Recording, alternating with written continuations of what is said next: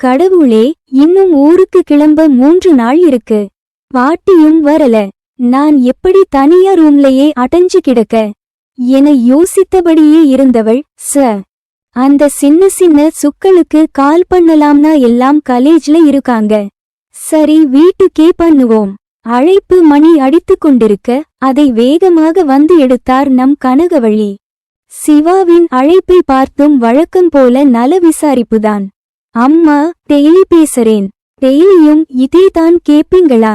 நான் நல்லா இருக்கேன்மா. அது இல்லடா செல்லம். சின்ன வயசுல இருந்தே உன்னை பார்க்காம இருந்ததில்ல. அதான். போதும் கனகு டார்லிங். இன்னும் 3 நாள் நான் அங்க வந்து நிக்க போறேன். சரிடா. அப்புறம் ராம் தம்பி ஆபீஸ் கிளம்பிட்டாரா? கிளம்பிட்டாரு உன் அருமை மருமகன் என சலித்து கொண்டு கூறினாள். என்ன மருமகளே இவ்வளவு சலிப்பு? என் பையன் என்ன அவ்வளோ கொடுமைப்படுத்துறானா உன்னை என ராமின் சித்தி சகுந்தலா கேட்க, அடடே, இதை எப்படி மறந்தேன்? நான் கால் பண்ணாலே லவுட் ஸ்பீக்கர்ல போட்டு என்ன கலாய்க்கிறதே வேலையா இவங்களுக்கு? இதுல அம்மாவும் கூட்டு. எல்லாம் கூட்டு களவாணிகளா இருக்கீங்க என நினைத்தவள், அதில்ல குட்டி மாமியாரே, சும்மா சொல்லி பார்த்தேன். என்ன அனுப்பிவிட்டுட்டு ஜாலியா லூட்டி அடிக்கிறீங்க எல்லாரும். உங்கள வந்து பேசிக்கிறேன் என்றாள். ஆம், சிறுவயதிலிருந்து அறியாமல் இருந்தாலும் அவர்கள் இத்தனை நாட்கள் பேசியதிலே தன் மருமகளை மகளாகவும் தோழியாகவும் ஏற்றனர். அவள் உடனே சென்றதால் நேரில் அவர்களின் பாசத்தை அனுபவிக்க முடியாமல் போனதே தவிர தினமும் உரையாடாமல் அவளை விட்டதில்லை இவர்க. சரி, கொடுங்க அந்த வாளுகிட்ட, நானும் 2 வார்த்தை பேசுறேன் என்று சுசீலா போனை வாங்கினார். சிவா, கண்ணா, ராம் எப்படி இருக்கான்? அத்தை, இது சீட்டிங்கா? என்கிட்ட பேசுறப்போ பர்ஸ்ட் என்ன கேட்காம உங்க பையனை கேக்குறீங்க? உங்க மகனுன்னு சொல்லிட்டு ஓரவஞ்சன என இழுத்தாள். அடவாளு, உன்கிட்ட என் மகன்தான் கஷ்டப்படணும். உன்னை பத்தி அண்ணி எல்லாமே சொல்லிட்டாங்க. சரியான சேட்டையாமே நீ. அவளுக்கல்லவா தெரியும் இங்கிருக்கும் நிலைமை. அப்படியே எதிர்மறையானது அவளது வாலுத்தனத்தை மூட்டை கட்டி வைத்துள்ளாள் என்பது. பின் பாட்டி பேச, கிழவி, என்ன தள்ளிவிட்டுட்டு எப்படி பேசுது இப்ப? நான் போய் வச்சுகிறேன். அப்போ சோகமா இருந்ததால விட்டுட்டேன். வரேன் என நினைத்தவள் அவரிடமும் மற்றவர்களிடமும் பேசிவிட்டு மல்லிகா பாட்டியிடம் மறக்காமல் காமாட்சி பாட்டி பற்றி கூறிவிட்டு தன் தந்தை வந்தவுடன் அவரிடமும் மற்றவர்களிடமும் உரையாடிவிட்டு போனை வைத்தாள். கிட்டத்தட்ட 3 மணி நேரத்திற்கு மேல் உரையாடி களைத்துவிட்டாள். மணியை பார்த்தவள் அது 2 காட்ட அப்போதே பசிப்பதை உணர்ந்தவள். அச்சோ, பதிக்குதே. கம்முனு ஏதாவது சமைக்கலாமா? அட வேணாம். சத்தியமா பயமா இருக்கு. சாப்பிடக்கூட முடியாது. அவரையே லஞ்ச் செய்ய சொல்லிருக்கலாம். ஆர்டர் பண்ணலானா? நம்பர் வாங்க மறந்துட்டேன். இப்படியா இருப்ப சிவா நீ? பையன் அவரே நல்லா சமைக்கிறாரு. நீ வேஸ்ட் பியூட்டி என வாய்விட்டே புலம்பியவள் எழுந்து திரும்ப கதவினோரம் நின்ற ராமை பார்த்து திடுக்கிட்டாள். என்ன இந்த ஏபி இங்க நிக்குது? இது பிரம்மையா இருக்கும் என அருகில் சென்றவள், இங்க பாரு, இப்படி பார்த்தா உன்னை பார்த்து பயந்துருவனா? என்ன பண்ணேன் நான்? என்ன 2 நாளா இப்படி வந்து டார்ச்சர் பண்ற?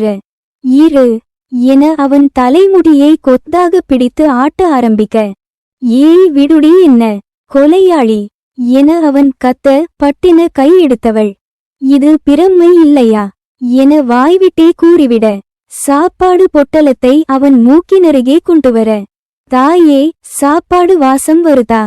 இது பிரம்மை இல்ல, கொஞ்சம் வெளிய வாங்க, விட்டா என்ன கொன்னுருவ போல என அவன் முறைத்து கொண்டு கூற நினைவுலகம் வந்தவள்.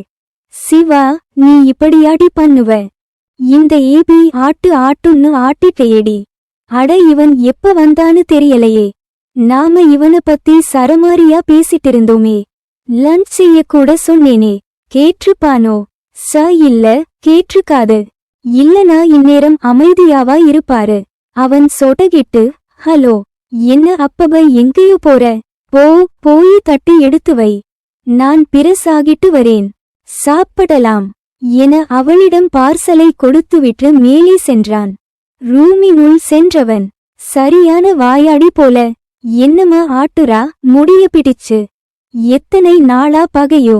2 நாளா நான் டிஸ்டர் பண்றேனாம். என்னது, அவ என்ன நினைச்சிட்டிருக்காளா என எண்ணும் போதே குத்தாட்டம் போட்டது அவன் மனது. பின் அவன் கீழே வர இருவரும் அமைதியாக உணவினை சாப்பிட்டபடி இருந்தனர். அவள் அவனை பார்க்காமல் குனிந்தபடி சாப்பிட்டிருக்க. என்ன நடிப்புடா, அனுஷ்கா தோத்துருவாங்க. வீட்ல இருக்கவங்க கிட்ட அப்படி வாயாடிட்டு இப்ப எதுவும் தெரியாத மாதிரி. ஆனா கியூட்டா இருக்காள, இது எப்படா என மனசாட்சி கேட்க, ஓய் அடங்கு, அவ எப்பயுமே கியூட் தான், நான் தான் கவனிக்கல கொஞ்ச நாளா என தன் மனசாட்சியை அடக்கினான். ராம் செரும அதற்கு. அவள் இவன் ஏதோ பேச வரான் போலையே. வேணா சிவா, கண்டுகாதே, காது கேட்காத மாதிரியே இரு என சாப்பிடத் தொடங்கினாள். அவன் குரல் கேட்டதும் அவள் சாப்பிட நிறுத்தியதையும் பின் ஏதோ யோசித்துவிட்டு சாப்பிட ஆரம்பித்ததையும் அவன் கவனிக்காமல் இல்லை. திமிருட்டி உனக்கு என மனதினுள் நினைத்தவன், நாளைக்கு லஞ்ச் நானே செய்றேன் என அவன் கூறவும், என்னது, கேட்டுட்டாரா நான் பேசிட்டிருந்ததை? மாட்ன சிவா, நீ இன்னைக்கு சங்குதான் என திருதிருவென விழித்தவளை பார்த்தவன், முட்டகண்ணி கவுத்துட்டடி இந்த மொழியாலேயே என்ன என நினைத்தவன் சிரித்தே விட்டான். ஹலோ மேடம், என்ன வில்லன் ரேஞ்சுக்கு கற்பனை பண்ணதெல்லாம் போதும், கொஞ்சம் இறங்கி வாங்க, நாம நினைக்கிறதெல்லாம் இவனுக்கெப்படி தெரியுது.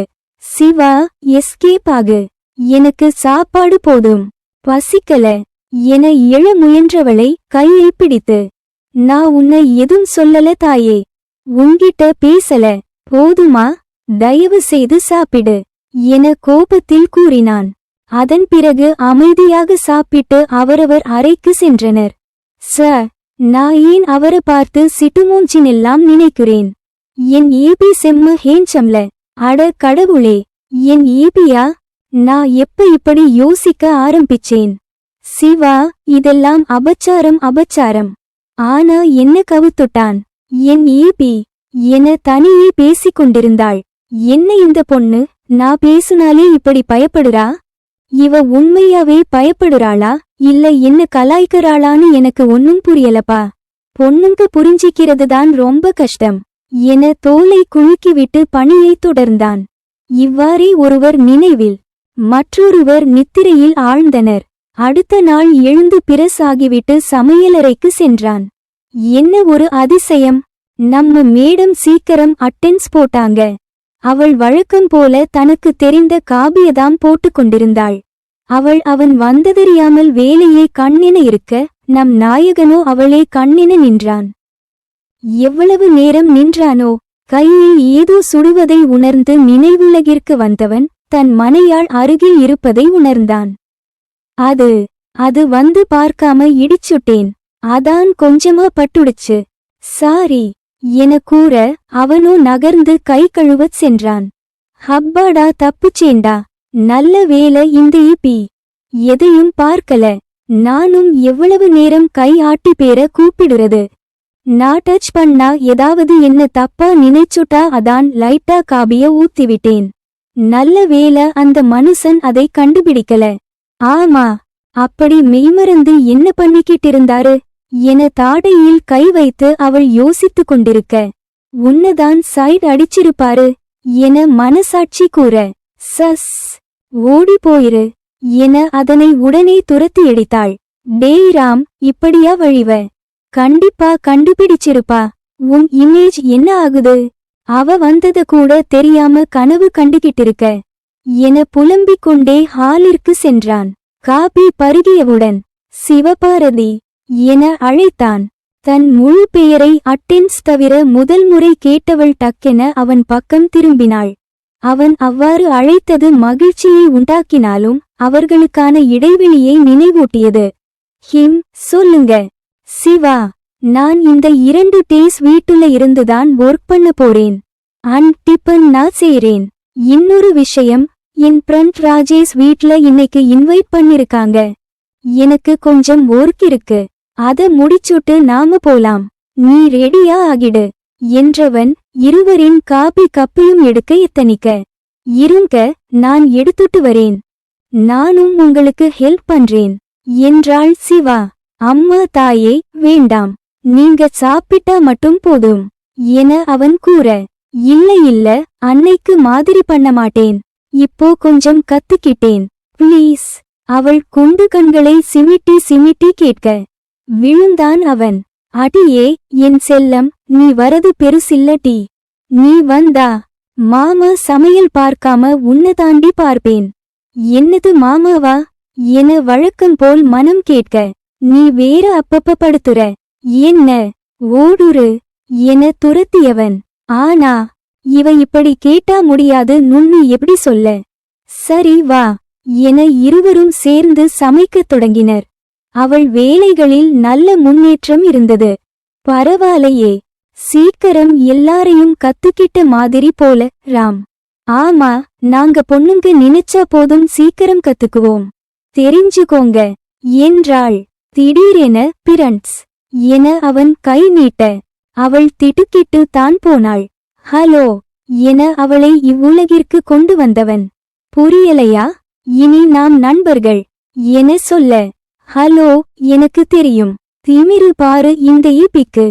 ஆனாலும் இந்த நக்கல் இன்னும் குறையல என சிலுப்பிக் கொண்டு பிரண்ட்ஸ் என அவன் கைகளை பிடித்தாள். பின் இருவரும் ஒரு வழியாக காலை உணவு முடித்து அவன் வேலை முடிந்ததும் ராஜேஷ் வீட்டிற்கு சென்றனர்.